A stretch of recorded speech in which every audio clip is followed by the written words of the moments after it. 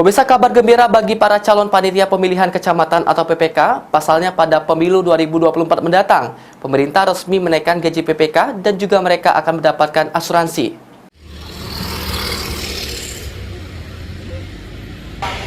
Dikemukakan oleh Komisioner KPU Prabu Muli Kosim Cikming, beberapa penyebab yang membuat ratusan masyarakat berbondong-bondong mendaftar sebagai panitia pemilihan kecamatan karena gaji PPK alami kenaikan, serta PPK juga mendapatkan asuransi selama bertugas.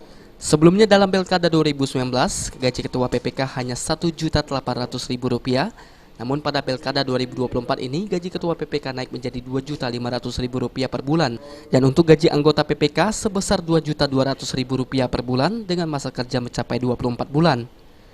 Kosim Cikming yang bertugas di bidang sosialisasi pendidikan pemilih partisipasi masyarakat dan SDM KPU Prabu Muli mengatakan, di samping besaran gaji untuk anggota ad hoc seperti PPK, KPPS, PPS, dan panitia pendaftar pemilih juga menerima asuransi.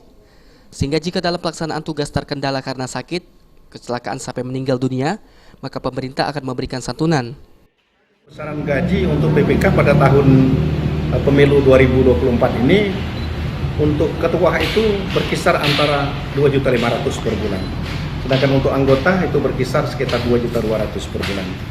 Di samping besaran gaji ini, untuk anggota ad hoc, ini perhatian pemerintah yang lain adalah ada sejenis asuransi.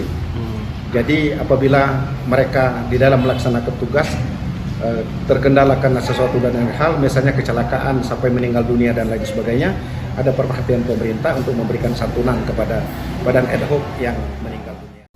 Sampai hari penutupan pendaftaran 29 November lalu, jumlah pendaftar PPK di Prabu Muli mencapai 628 orang. Jumlah ini merupakan terbesar dari seluruh kabupaten kota di Sumsel, jika dilihat dari jumlah kecamatan yakni hanya 6 kecamatan. Beni Firdaus,